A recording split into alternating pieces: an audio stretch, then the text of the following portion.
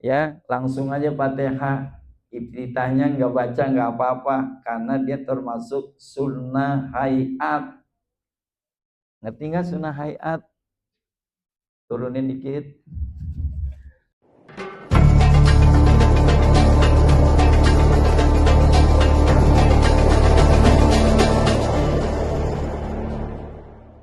Ibu, padahal saya kagak suruh megangin, dia megangin sendiri. Ya Bu, ini anggap aja kita ada di pesawat. Bu, Pak, nanti kalau kondisi Bapak Ibu duduknya berjauhan, ya, misalnya teman Ibu ada di sana, yang satu sana, jangan ribut ya.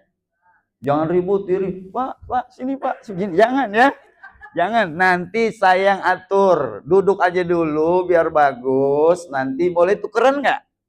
Boleh kalau udah semuanya rapi, udah tertib, nanti kita atur duduknya bisa tukeran. Barangkali yang suami istri pengen duduk bersamaan, gitu kan? Ya kan? Bener kan? Pengen cerita, mah, nih dulu nih papa dulu waktu yang namanya pesawat lewat. Waktu pesawat terbang, ibu minta apa? Ya kan? Ya, minta duit, minta duit. Kira-kira secara logika kalau pesawat lewat minta duit, pesawatnya turunin duit nggak? Bukan, maksudnya tersirat di situ, ya Allah, nanti saya mau naik pesawat Garuda dalam rangka ibadah umroh atau ibadah haji. Tanggal 11/23 kenyataan doa kita. Gara-gara dulu minta duit dari pesawat. Subhanallah. Nah, kita mau sholat jamaah qashar, ada jamaah takdim, ada jamaah takhir. Kalau jamaah takdim, sholat asarnya dimajuin di waktu zuhur. Kalau jamaah takhir, sholat zuhurnya ditakhirkan di waktu asar. Namun tetap segalanya, syarat melaksanakan sholat harus dengan wudhu. Ya, dengan wudhu. Kalau wudhu pakai apa? Air. Tapi secara nilai permasalahan kita karena kita di pesawat, tidak memungkinkan kalau kita berwudu begitu banyak jamaahnya menggunakan air semua. Maka kata Allah, la yukallifullahu nafsan illa wus'aha. Allah tidak memberatkan. Dalam situasi kondisi maka berlaku yang namanya hukum tayamum. Memang kalau Bapak Ibu belajar ilmu tayamum, syaratnya tanahnya berdebu, tanahnya suci, betul kan? Betul kan? Nah sekarang bagaimana bisa? Kalau misalnya Bapak Ibu yang dari Kemandoran bawa debu, yang dari Sukabumi Utara bawa debu, ya Bu, yang dari Kemanggisan bawa debu, ketika buka di hamparan tempat kita makan di depan pesawat kita taruh debu, kira-kira pramugarinya bilang apa? Akhirnya kita simpulkan saja, segala sesuatu yang ada di dunia ini bersumber dari tanah. Pesawat dari apa, Bu? Dari tanah. Baju yang kita pakai dari mana? Kapas tumbuh di tanah, lalu dipintal jadi benang, diolah menjadi baju. Itu akhirnya bersumber dari tanah. Yang kita minum dari mana? Dari tanah. Kita makan apa, Bu? Makan apa? Makan nasi atau makan beras? Numbuhnya di mana? Di tanah, yang pada akhirnya pun kita akan kembali kepada tanah. Nah, akhirnya diajarkan oleh ulama-ulama fikih, kita bertayamum dengan menggunakan alat yang ada di hadapan kita.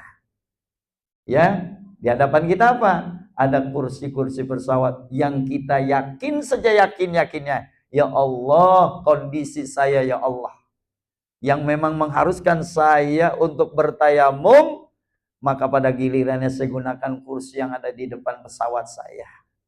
Ya Pak, tayamum ingat yang kita basuh cuman muka. Berapa kali? Berapa kali? 1. Banyak benar 3. 1 kali. Tangan kanan 1 kali, tangan kiri 1 kali. Ingat Bapak Ibu, nanti di pesawat ini kita ambil posisi yang sebelah kanan dulu. Sebelah kanan. Bismillahirrahmanirrahim alistibahati sholat fardhan lillahi ta'ala. Ya Allah, saya niat bertayamum karena mengharuskan sholat karena Allah Ta'ala. Setelah itu diketok. Ya, bil hawa dalam bahasa ilmu fikih itu, Pak. Bukan berarti di tangan Bapak ada debunya, enggak. Bil hawa aja. Perasaannya itu memang ada debunya. Ya. Lalu dibasuh bagian muka. Yang disebut muka apa? Yang disebut muka batas tumbuh rambut terakhir sampai dagu. Kemudian lebarnya dari pentolan tangan kanan, telinga kanan dengan pentolan telinga kiri, itulah yang namanya muka. Ya. Tuh.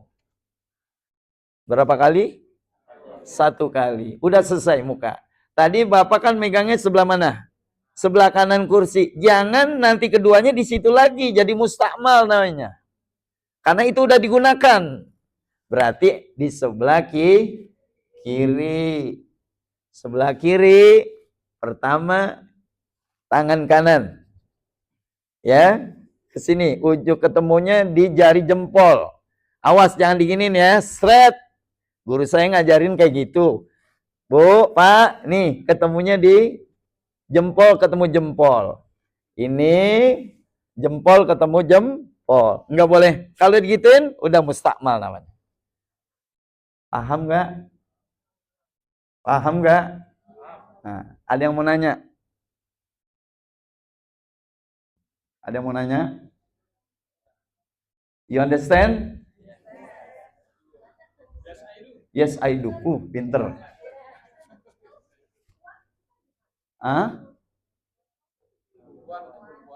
Ya, perempuan, Bu. Ya, Bu. Tetap Ibu basuh muka. Ya, mukanya. Kemudian tangannya. Dengan niat harapan jangan sampai auratnya kelihatan. Memang dalam kajian ilmu fikih, orang yang pakai perban yang nggak bisa dibuka perbannya, kalau dia tayamum cukup dibasuh bagian atas perbannya. Ya Bu, kalau memang nanti Ibu khawatir auratnya jadi terbuka, berarti yang dibasuh di atas tangan Ibu aja. Oke, gitu ya. Jelas? Oke, ya. Oke. Nah, setelah itu Bapak Ibu, ingat dalam kajian ilmu fikih, buat sholat fardu 1 kali tayamum. Kalau sholat sunnah bisa berkali-kali gitu. 1 kali tayamum buat 1 kali sholat fardu. Kalau sholat sunnah 1 kali tayamum boleh untuk berkali-kali sholat sunnah. Namun pada akhirnya karena memang kondisi kita dalam kondisi memang dalam keadaan musafir, ya Bapak Ibu, Ibu, pada akhirnya boleh kita gunakan di jamak qashar, cuman kita gunakan 1 kali tayamum buat sholat zuhur dan juga buat sholat asar. Ya, sholli fardhu zuhri rakaataini qasran majmu'an ilal asri adaan lillahi ta'ala.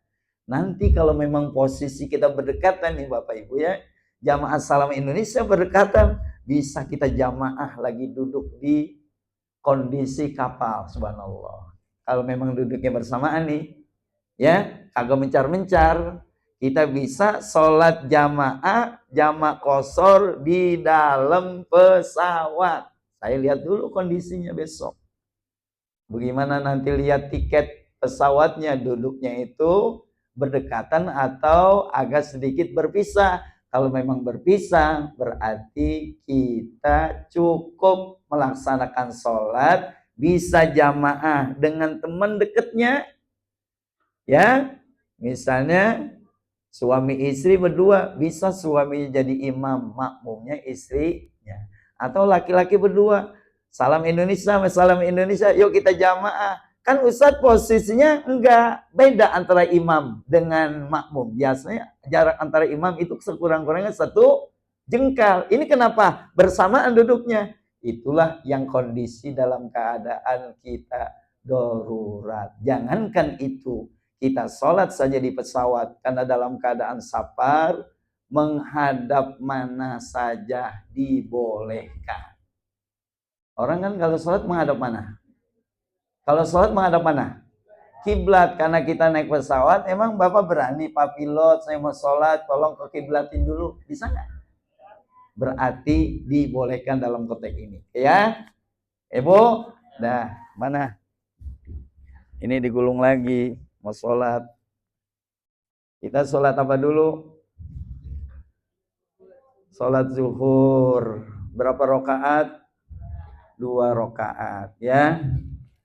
Ya, dalam sigot yang namanya bahasa niatnya sholli fardhu zuhri rakaataini qasran majmu'an ilal asri lillahi ta'ala. Ya Allah, saya niat sholat zuhur 2 rakaat dikosor dengan dan dijamak dengan sholat asar karena Allah Ta'ala. Allahu Akbar.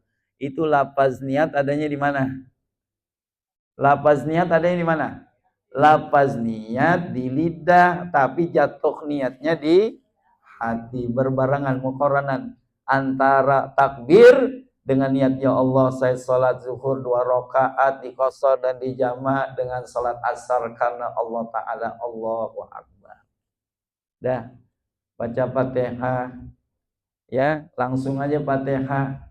Iftitahnya nggak baca nggak apa-apa karena dia termasuk sunnah hayat. Ngerti nggak sunnah hayat? Turunin dikit. Sunnah hayat langsung Fatihah. Habis Fatihah yang enak baca apa? Kuliah. Habis kuliah udah. Iya, habis kuliah ya apa? Allahu Akbar. Ruku kan? Rukunya bagaimana? Rukunya agak ditundukin sedikit. Ya, subhana rabbiyal azim wa bihamdi. Subhana rabbiyal azim. Sami Allahu liman hamidah. Kemudian baru dia apa? Sujud. Allahu Akbar, turunin lagi ke bawah. Kemudian duduk di antara 2 sujud. Allahu Akbar. Lalu sujud lagi, Allahu Akbar.